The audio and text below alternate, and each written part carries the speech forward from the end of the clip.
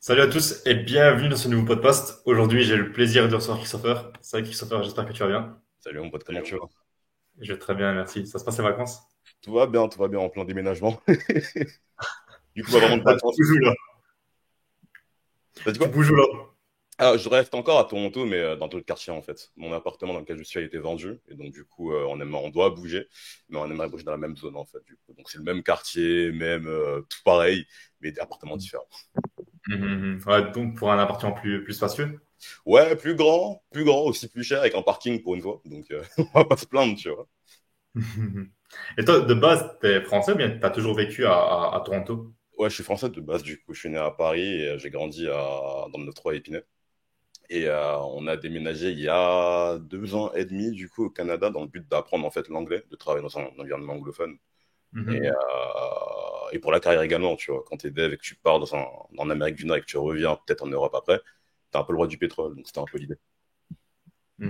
Et donc là, toi, tu fais quoi exactement? C'est quoi tes journées? Ouais, je suis senior dev en fait, du coup, dans une boîte de télémédecine un peu comparable à Doctolib. En fait, Mhm. on a fait une app qui permet de mettre en relation des patients et des providers, des médecins, du coup, en fait.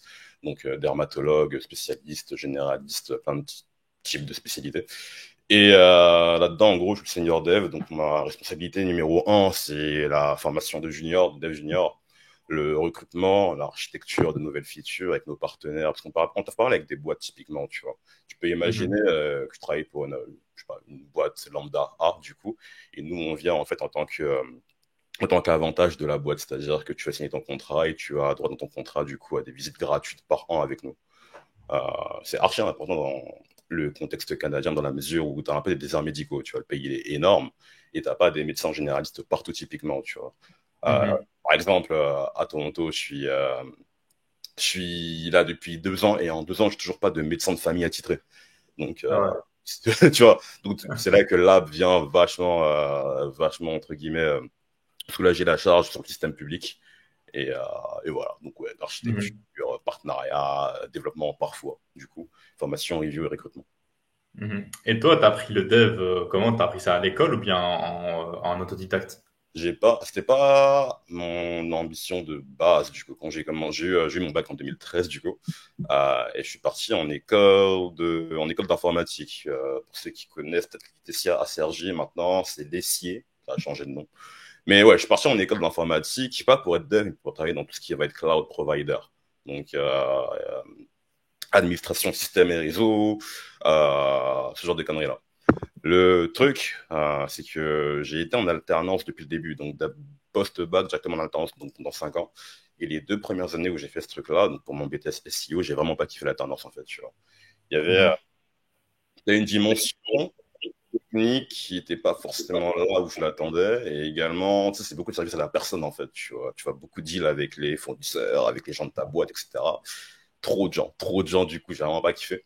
Et comme j'ai eu des bons résultats dans mon cursus à l'école, j'avais la possibilité de continuer du coup soit en prépa ATS pour aller en école d'ingé, soit à la fac. Donc je suis parti à la fac en licence MIAGE, qui est méthode informatique appliquée à la gestion d'entreprise. C'est un peu du dev, mais il y a pas que du dev en réalité. Tu as du dev, de la finance, du droit, du marketing, tu as plein de trucs, c'est un peu un melting pot, mais autour de l'informatique.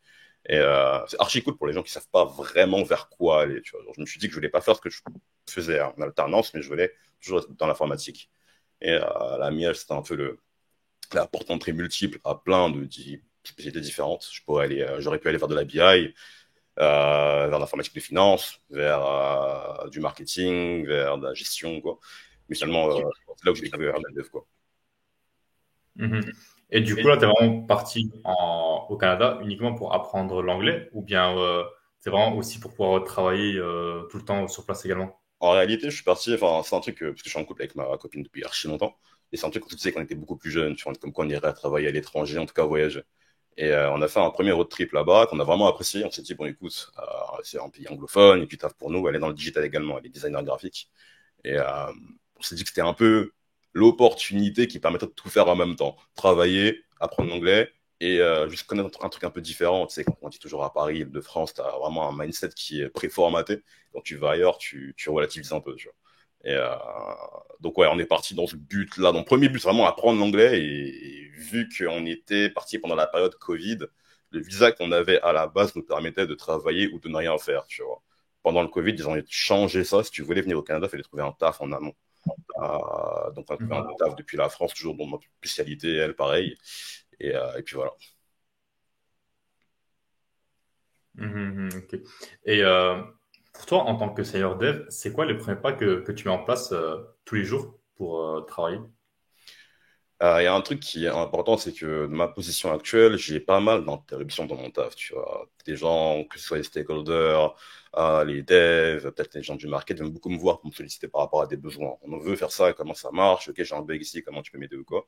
Un des premiers trucs que je mets en place, du coup, pour travailler convenablement, c'est des temps où personne n'a le droit de me déranger, tu vois. Parce que genre, typiquement, c'est en début ou en fin de journée, où j'ai besoin de 2-3 heures au minima pour pouvoir faire tout ce qui je dois faire comme tâche de fond, tu vois, des reviews de code de mes pairs, de la documentation, des schémas, etc. Tu vois, et c'est un truc qui est archi important pour moi, c'est d'avoir vraiment des heads down time, des trucs où je ne peux pas me faire déranger par quiconque, en fait. Tu vois, c'est vraiment le premier truc que je fais quand je commence une journée. Je regarde mon calendrier, ok, à ce moment-là, du coup, j'ai un peu de disponibilité, bah, je bloque tout, je refuse des trucs qui s'étaient déjà prévus.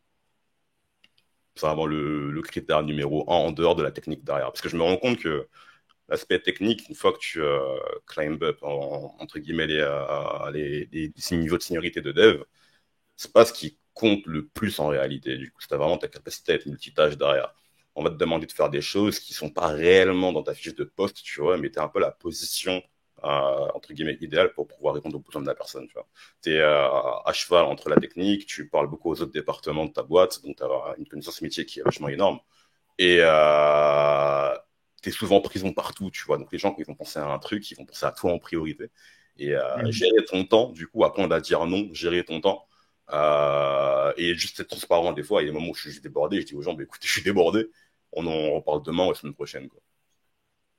Mhm. Mais du coup, en dehors du taf que tu fais avec donc le monde de la médecine, tu es aussi freelance? Ouais,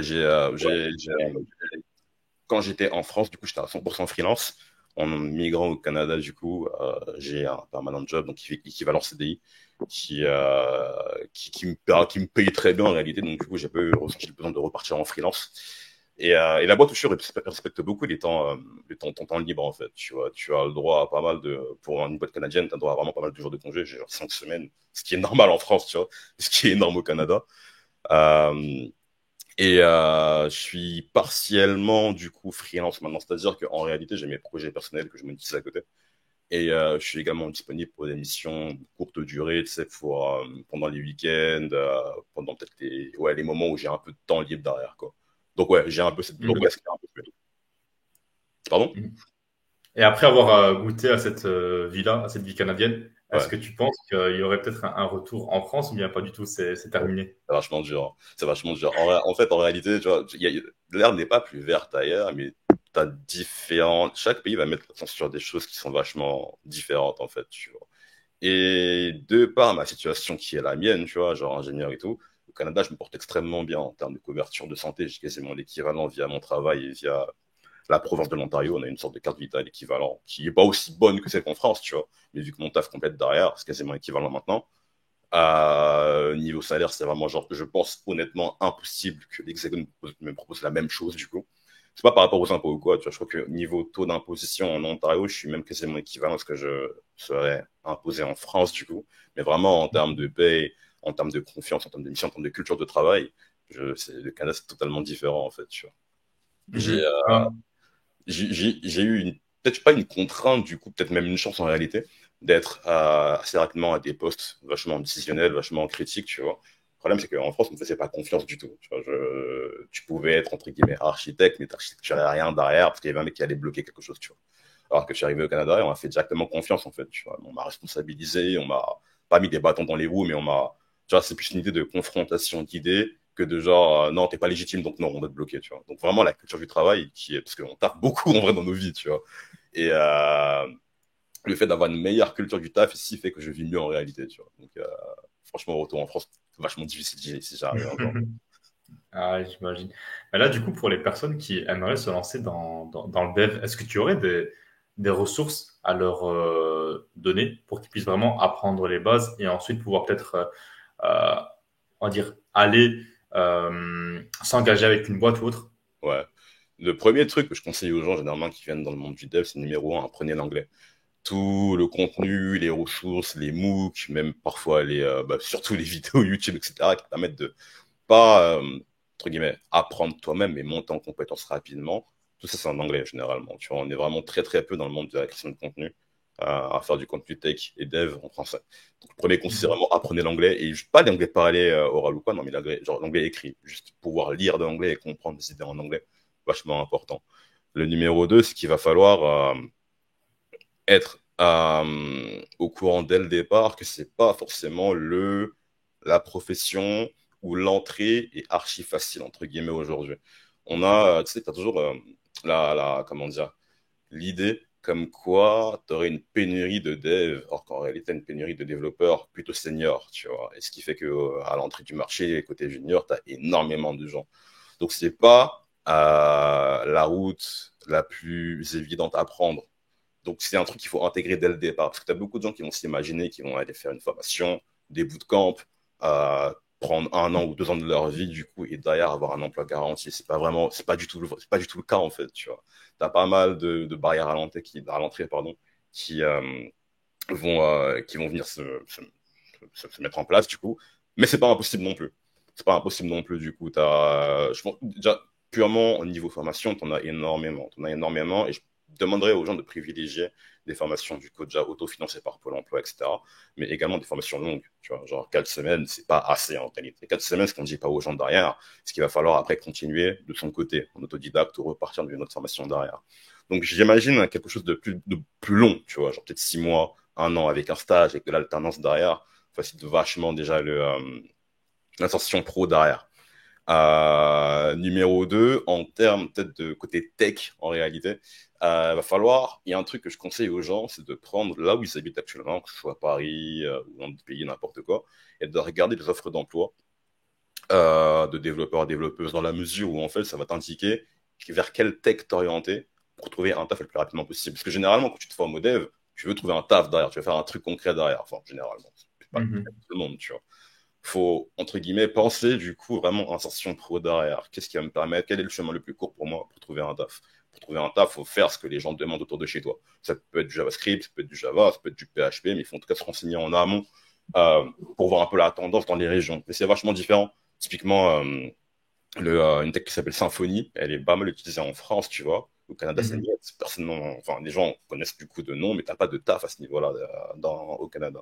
Donc vraiment prendre le temps de voir quel est le meilleur pari entre guillemets pour s'insérer dans le monde du taf. Et une fois qu'on a ces informations-là, du coup, chercher une formation qui est en adéquation avec ce qu'on a trouvé. Une formation qui va te former au PHP, peut-être au Java, peut-être au développement mobile ou quoi. Mais ouais, il y a un taf de recherche, tu vois, même avant de vraiment apprendre derrière. Parce que l'apprentissage, c'est plutôt, tu vois, c'est linéaire en réalité, tu vois. Tu vas avoir Mhm. tes difficultés, tu vas avoir tes blocages, mais il y a rien qui est impossible à appréhender, tu vois. Tu as vraiment un truc en amont à faire qui est vraiment la recherche, un peu une due diligence de ce qui va être, entre guillemets, le plus optimal pour ne pas avoir à galérer pendant 1 an après, quoi. Mhm. Et au Canada, c'est quoi le code le plus recherché? Enfin, toi, c'est quoi ton domaine de prédilection? Ouais, je T'es full suis stack ou bien t'as vraiment un type de langage que tu excelles le plus?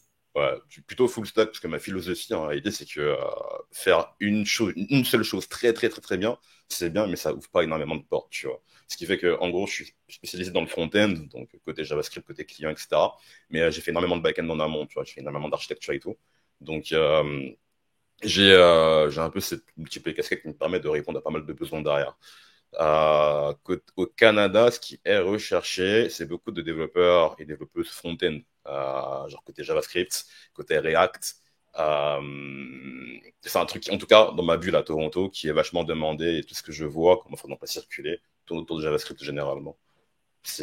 Mais c'est pas des offres qui sont généralement ouvertes aux juniors dès le départ, tu vois. Pour ce qui va être des juniors, enfin, en gros, enfin, l'Amérique du Nord, c'est un peu différent. Ça marche beaucoup sur le système de stage, tu vois. Tu vas te former, tu vas trouver un stage derrière, et si tout se passe bien, on t'embauche à l'issue du stage. Donc, c'est un peu différent, entre guillemets. Mhm. Mais ouais, Mais j'avoue. que dalle. Mais pour les juniors, c'est quel type de langage qui est vraiment le plus recherché? C'est le même langage en réalité, hein. C'est le même langage du coup, mais les offres dont je parle sont vraiment pas ouvertes à eux directement. Tu vois, c'est plutôt par Mhm. des stages, par des formations qui te placent derrière. Ma collègue avec qui je travaille, qui a fait, elle a un background de chimie du coup, elle a fait un bootcamp en un an et demi, je crois que c'était 18 mois. Et son bootcamp du coup, elle a placé dans un stage derrière. Et le stage, la boîte du stage l'a On a embauché. embauché. Ouais. Mhm. Ouais. Est-ce que tu as déjà eu des projets qui ont complètement raté? Et si oui, à ce moment-là, comment est-ce que tu as fait pour pouvoir te relever? Ouais, à l'époque, en gros, j'ai été démarché par un gars qui avait un projet d'application de coiffure, tu vois. Ce gars qui est devenu aujourd'hui mon pote, tu vois. Il avait un projet d'application de coiffure et il y avait dans ce projet à peu près 5 ou 6 personnes, tu vois. Euh, C'était un projet qu'on m'a présenté quand j'étais encore étudiant. Je crois que j'étais encore en M1 ou troisième année, je sais plutôt, ouais, M1 plutôt M1. Et le truc me parlait directement, tu vois, c'est une problématique qui me parlait, je kiffais l'équipe, je kiffais l'ambiance, je me suis dit, bon écoute, j'ai donné de mon temps, tu vois, pour ce projet-là. Problème, c'est que je me suis retrouvé, entre guillemets, à devoir penser à plein de trucs différents en dehors de la tech, tu vois, côté design, côté market, euh, plein de trucs qui font que j'ai pas pu réellement me concentrer sur ce que je voulais, sur ce que je devais faire de base, tu vois. Et il y a eu un délire où je me suis, on va dire, peut-être un peu trop investi de manière émotionnelle. Tu vois, pas en mode où je devenais insupportable, mais plutôt en mode où je voulais, où c'était mon ego qui, entre guillemets, en fait, j'avais mis de l'ego là-dedans. C'est-à-dire que je voulais pas abandonner, même si le temps se perdait, mais je voulais que aussi les choses soient faites comme je voulais qu'elles soient faites, tu vois. Ce qui fait que d'un côté, j'étais très deux, et j'avançais pas énormément parce que je pensais à plein d'autres trucs en dehors de la tech. Et tu vois, j'étais étudiant, alternant, le temps était déjà rempli, tu vois. Il y a déjà pas assez d'espace pour pouvoir, entre guillemets, entreprendre correctement. Et ce truc-là, je l'ai très mal sur peut-être 2 ans et demi. Tu vois, 2 ans et demi. Et mon erreur a été de ne pas pouvoir, entre guillemets, de ne pas voir le moment où j'aurais dû abandonner. Le moment où j'aurais dit, bon, bah écoutez, les gars, en vrai, ça mène nulle part. Peut-être plus tard, on pourrait remettre ça. Ou voilà. Mais j'avais pas eu cette présence d'esprit-là. Parce que tu vois, en fait, j'en ai parlé à tout le monde, déjà, numéro 1. J'en ai parlé à tout le monde. Et je me disais que si j'ai abandonné maintenant, c'est un peu Mhm. con, tu vois, d'abandonner à ce moment-là alors que tu as fait la promo du truc pendant 20 ans après tout le monde, tu vois. Donc, ouais, beaucoup d'ego, en fait, tu vois. Et, ouais, beaucoup de temps perdu. C'était vraiment le plus gros échec que j'ai connu jusqu'à maintenant, tu vois. Au bout d'un an, il n'y avait pas de produit, il n'y avait que des idées, il n'y avait que des projets, il n'y avait que des maquettes, entre guillemets, même pas des bonnes maquettes en vrai, tu vois.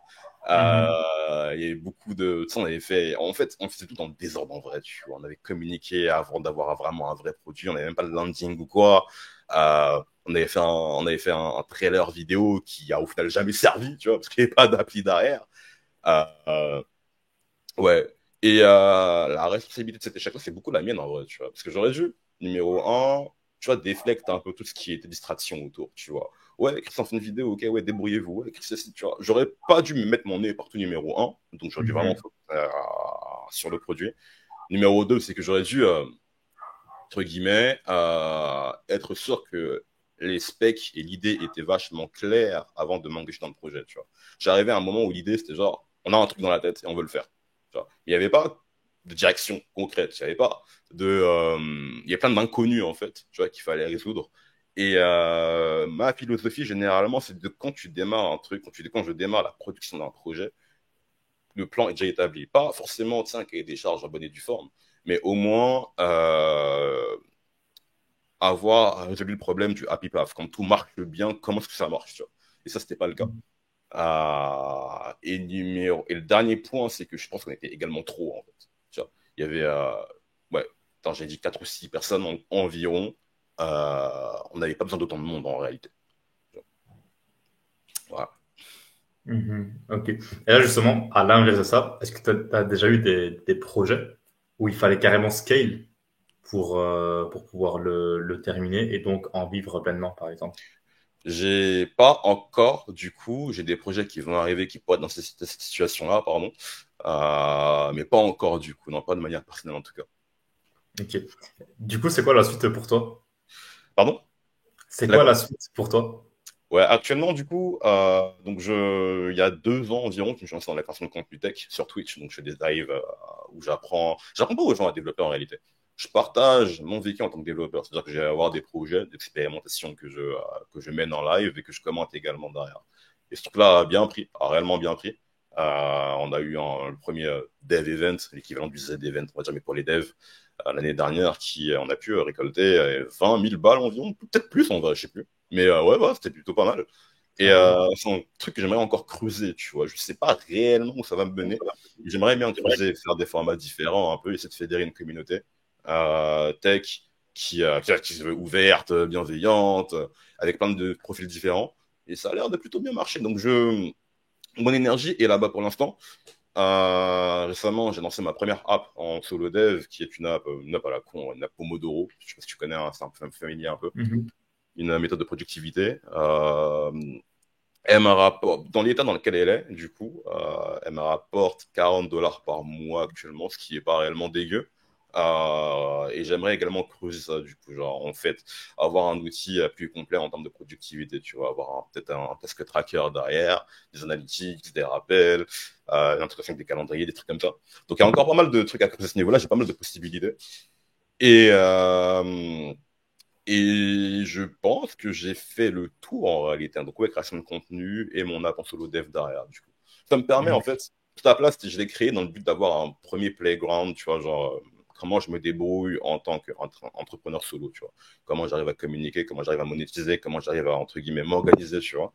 Et j'ai appris pas mal de choses. J'ai appris pas mal de choses en termes de com, en termes de gestion de temps, en termes de monétisation, et également en termes de taxes aussi, tu vois, parce qu'il y a une question que tout souvent on oublie, mais c'est important. Ok, bon, en tout cas, Christopher, merci à toi pour aujourd'hui. C'était vraiment un régal d'échanger avec toi. Où est-ce qu'on pourrait te trouver sur les réseaux? Ouais, donc je crois que ouais, tu dois avoir mon arrobas dans l'overlay, là, elle est cool Chris, du coup, sur Twitter, Instagram, Twitch. J'essaie de garder le même nom partout. Comme ça, c'est plus simple pour tout le monde, du coup. Et en live, je live tous les lundis, les mercredis et les samedis. Bon, lundi et mercredi, c'est un peu tard, à partir de 23h pour l'heure francophone, française, pardon. Et le samedi, à partir de 4h de l'après-midi chez vous. Du coup, donc c'est là où vous pouvez m'attraper correctement. Et en Mhm. dehors de ça, bah, je communique un tas sur Twitter par rapport à la tech, par rapport au monde entrepreneuriat ou quoi. Donc, voilà. Oh, Et dans tous les cas, on reste en contact. il n'y a pas de souci, mon pote, carrément. Merci à Merci à toi. toi, Chris. Bye. Merci à toi. Salut. Du coup, voilà, les gars, c'est la fin de ce podcast. J'espère que vous avez aimé. Si vous avez aimé, n'hésitez pas à vous abonner à la chaîne, à aimer la vidéo, à commenter, à me suivre sur les réseaux et aussi à suivre Chris sur différents réseaux. On se retrouve pour un prochain podcast et à très bientôt.